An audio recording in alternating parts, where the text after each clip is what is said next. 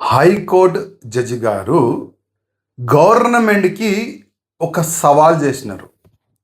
ఆ సవాల్ ఏంటంటే, ఈ ఫాతిమా కాలేజ్ అంటే ఈ ఓవైసీ కాలేజ్ సల్కం చెరువు మొత్తం కబ్జా చేసి ఎఫ్టిఎల్ ల్యాండ్ బఫర్ జోన్ ల్యాండ్ని మొత్తం కబ్జా చేసి ఆ చెరువు పైన ఇల్లీగల్గా కాలేజ్ కట్టినందుకు ఎందుకు గవర్నమెంట్ ప్రభుత్వం డాక్యుమెంట్స్ సబ్మిట్ చేస్తలేదని ఒక సవాల్ చేసిన జడ్జ్ గారు.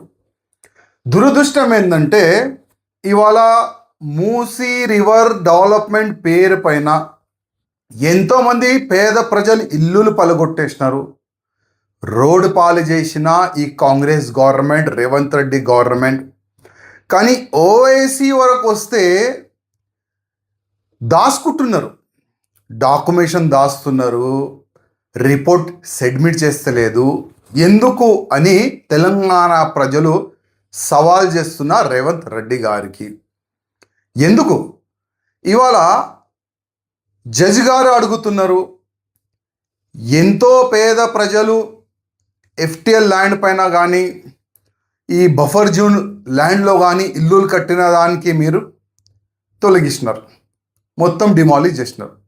మళ్ళా ఈ ఓవైసీ కాలేజీకి ఎందుకు ఇంత ప్రేమ చూపెడుతున్నారు అని మేజిస్ట్రేట్ గారు, జడ్జి గారు సవాల్ చేస్తున్న తెలంగాణ గవర్నమెంట్కి. ప్రజల్లారా, ఇవాళ క్లియర్ మనకి ఏం కనబడుతుందంటే, గతంలో నా బీఆర్ఎస్ గవర్నమెంట్ కూడా ఓవైసీ గడప కాడ కూర్చొని భిక్షం అడిగేలాగా ఓవైసీతోని హెల్ప్ అడిగినారు.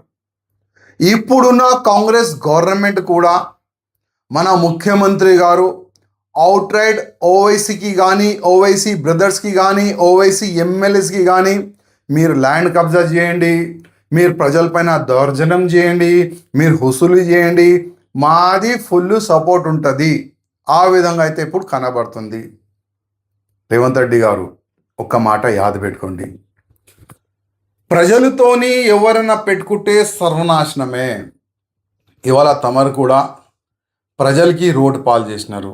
ఓకే, డెవలప్మెంట్ పరంగా ఆ పేరు పరంగా మీరు మొత్తం మూసి చుట్టుపక్కల ఉన్న అందరినీ ఇల్లు డిమాలిష్ చేసినారు.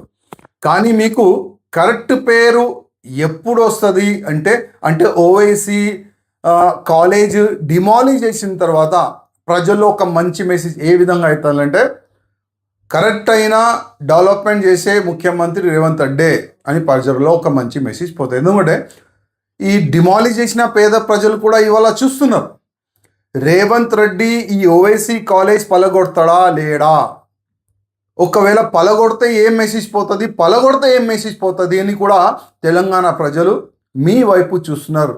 రేవంత్ రెడ్డి గారు జాగ్రత్త, ఇమ్మీడియట్గా మీ గవర్నమెంట్ అధికారులకి చెప్పండి, ఓవైసీ కాలేజ్ పైన కరెక్ట్ అయిన రిపోర్ట్ కోర్టులో సబ్మిట్ చేయమనండి.